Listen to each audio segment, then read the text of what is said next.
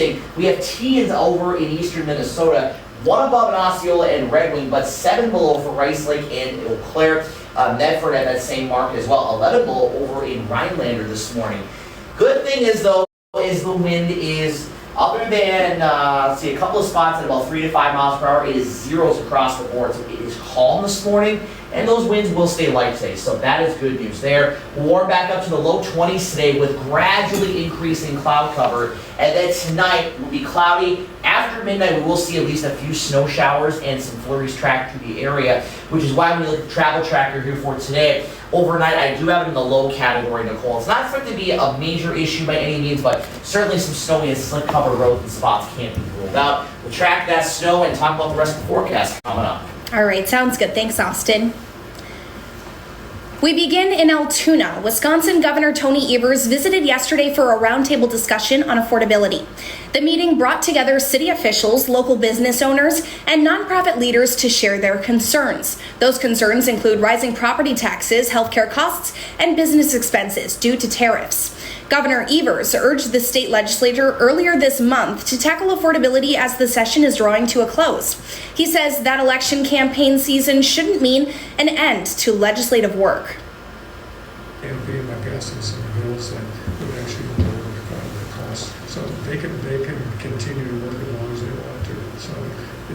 So it's something that the leadership has decided, and I think they can reconsider at any point in time.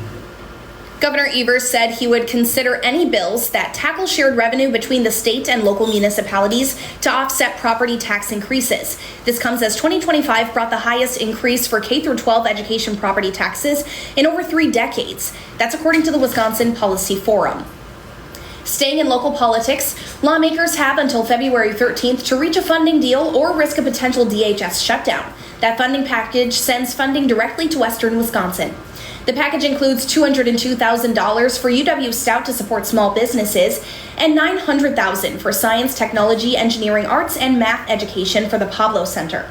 It also includes funding for renovations to Gunderson Lacrosse and construction costs for expansions of Family and Children's Center of Wisconsin. Nationally, the brother of Renee Good testified at a public forum on Capitol Hill. The event was organized by Democratic lawmakers, a senator from Connecticut, and a representative from California. In the last few weeks, our family took some consolation thinking that perhaps Renee's death would bring about change in our country, and it has not. He says he still doesn't know how to explain what's happening to his 4-year-old. A school social worker also testified, saying students used to ask her for help navigating friendships. Now they ask how to cope with ICE agents taking their friends. In related news, a Democratic senator is asking if the Department of Homeland Security has created a database on protesters in Minneapolis. In a letter obtained by CNN, Senator Edward Markey asked the acting director of ICE if they're collecting information on those peacefully protesting. He says if the Trump administration is doing so, it's a shocking violation of the First Amendment. Markey's inquiry follows exclusive reporting from CNN last week that federal immigration officers have been collecting personal information about protesters and agitators in Minneapolis. A spokesperson for DHS told CNN at the time there was no such database. New this morning, a new Marquette Law School poll finds that 60% of adults nationwide disapprove of the way U.S. Immigration and Customs Enforcement is handling its job. And views of ICE are sharply divided along party lines. 80% of Republicans approve of the way ICE is handling its job, compared to 23% of independents and 5% of Democrats. The poll was conducted after the shooting death of Renee Good in Minneapolis, but most interviews were done before the shooting death of Alex Preddy on January 24th. Back here locally, the Chippewa Falls Police Department is raising awareness about a scam circulating that is targeting people who submitted applications to a municipality.